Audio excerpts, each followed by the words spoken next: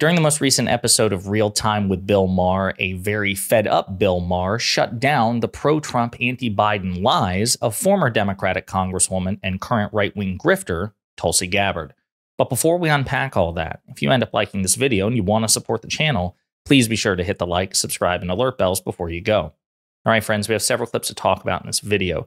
Tulsi Gabbard is not someone that we've mentioned quite a bit on this channel because she's not particularly relevant in the political scene anymore. She used to be a Democratic Congresswoman representing Hawaii's 2nd Congressional District. And then in 2020, she ran for president against President Biden, Bernie Sanders, Cory Booker, et cetera, and so forth. She dropped out relatively early. And then she left Congress, and then she renounced her Democratic allegiance. She says she's now a registered independent, and she spends most of her time criticizing the Biden administration, criticizing Democrats, criticizing liberals, progressives, and the left. And she cozies up to Trump and MAGA and Republicans and conservatives. She's a de facto conservative. Now, they have a lengthy back and forth. I mean, like a 20-minute back and forth on Biden's record and Trump and election denialism. We can't play everything. But I do have several clips I want to show you because Bill Maher is at his best when he's criticizing the right. And in this first clip, Tulsi Gabbard insinuates that the Democratic Party's agenda and the Biden administration's policies are unpopular and foolish and ineffective. And you can see that Bill Maher starts to get fed up pretty quickly, and he shuts down those lies and defends President Biden's record. Take a look. Ultimately, all of these different policies that have been destructive to our country will continue. But let's not pretend that this country is falling apart or that Joe Biden caused it to fall apart. He actually didn't do a terrible job at all. And a lot of the things he did have helped this country. We came through the pandemic better than any other country in the world. We're not in any sort of depression or even recession. The stock market is through the roof. People aren't like dying in the streets. Are you kidding? Yes, we have problems like every country has problems. Now, if anything, you could probably say Bill Maher was being a bit too charitable to her position there, even though he sounds fed up. But the reality is, he is right. He could have gone further. President Biden's record compared to Donald Trump in particular, the guy that Tulsi Gabbard, as you will see in clips I'm about to show you, she's cozying up to. She refuses to criticize. President Biden's administrative and executive and legislative record is simply objectively better than Trump's. We've been making this case on this channel. President Biden has passed infinitely more legislation and on a bipartisan track than Donald Trump. President Biden passed the American Rescue Plan, which pulled us out of a double-digit recession. He's created 15 million jobs. If you control for COVID and the pandemic recovery, there's still more jobs created per month under Biden than there ever were under Trump, even again when you factor COVID in. 800,000 manufacturing jobs, 300,000 green energy jobs. Inflation has been managed in the United States, as difficult as it is, better than any other advanced economy on earth. The PACT Act, which has expanded health care for veterans. Tulsi Gabbard is a veteran. She should appreciate that. The Chips and Science Act, which has, boosted our domestic manufacturing for like high-tech industries, semiconductors, which is also a national security issue. We have taken control of that. Climate change provisions in the IRA, the biggest investment in climate change in recorded history. The Bipartisan Safer Communities Act, which is a sweeping piece of gun control legislation, the best in 30 years, and on and on and on it goes. She doesn't care about that. Donald Trump's record, by comparison, is anemic. So good on Bill Maher for talking about this. Now, in the other clips I'm about to show you, Tulsi Gabbard, again, tries to carry water for Donald Trump and the MAGA movement and insinuates that it's actually the Biden administration and Democrats who are the real threat to democracy. The difference is the erosion of free speech. The targeting of political opponents has actually occurred under the Biden administration. But I want to get back to the question he asked, because you haven't answered it, and I want you to. I mean, you're a patriot. You fought for this country, and we love you for that. Is it the patriotic thing to back someone who will not concede elections? So I think Bill Maher's question here was really important and really pointed. He brings up the fact that Tulsi Gabbard, as a veteran, swore an oath to the Constitution. And then, of course, she did again when she was a congressperson. And, Bill Maher points out that Donald Trump, is a threat to that constitutional order. He's actually even said that he wants to terminate the Constitution explicitly in a Truth Social quote. But he has also refused to accept the results of elections. In 2016, the election he won, he preemptively said the thing's going to be rigged, and he refused to commit to accepting the results. That was 2016, an election he won. He did it again in 2020 as the sitting president.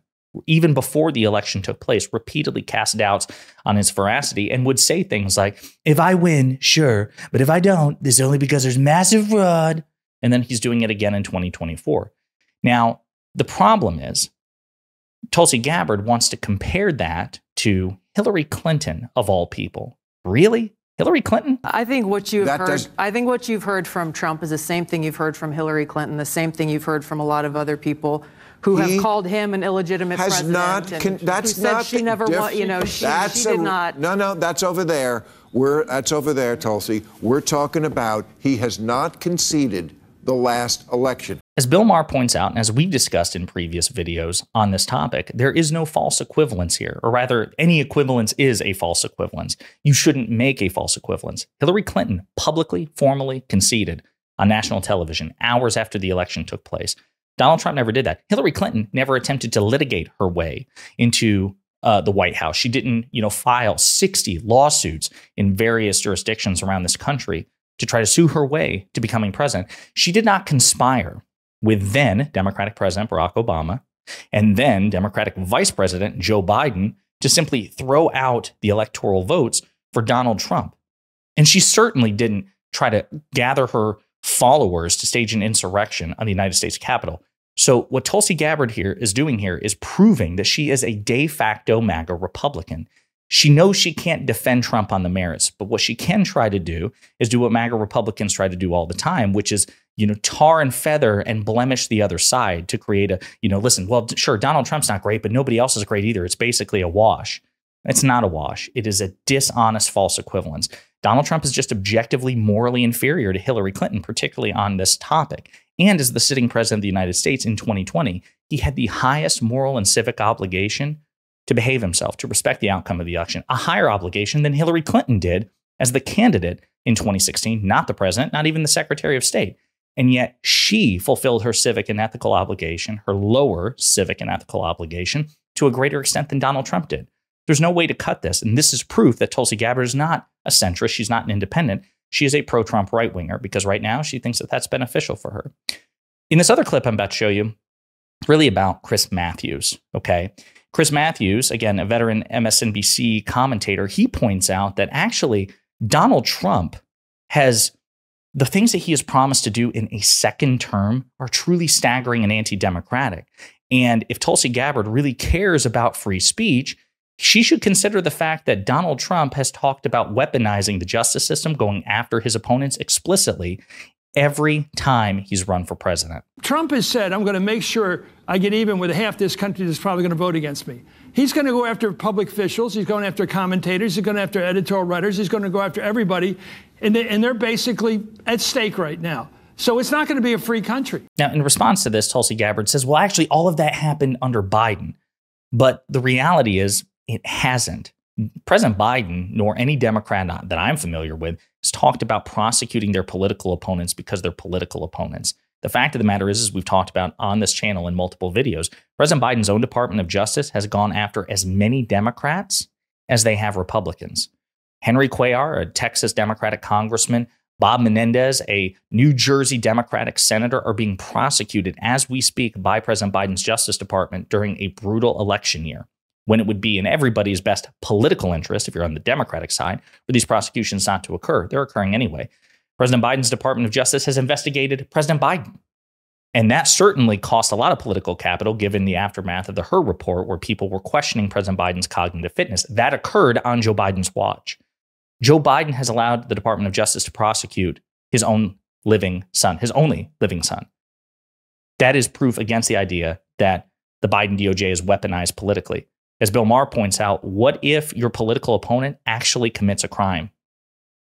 And Biden's DOJ has bent over backwards to try to avoid prosecuting Donald Trump. He just made it too damn difficult to ignore. That's on him. He was graded on a curve. He was privileged, and he flouted his privilege and eventually transgressed to the point that even President Biden's DOJ was like, screw it, we got to go after a former president. But again, this is proof, folks, that at the end of the day, there's a lot of bad faith actors coming from the so-called centrist, independent, the people who are like, just tell it like it is. I don't hold any particular party allegiance. Maybe there are people out there like that, but I think for the most part, you need to be wary. People who are active in politics who pretend not to be biased, I think are dishonest. They're either deluding themselves or they are cynically attempting to delude and deceive you. The reality is we all have our biases.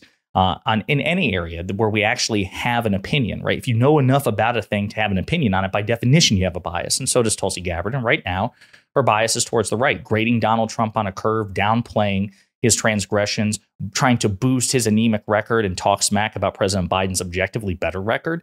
And I'm glad that a very fed up Bill Maher is like, nah, this is ridiculous. And if you want to see him more fed up at greater length, you should watch the full episode of Real Time with Bill Maher. Let me know what you think in the comments.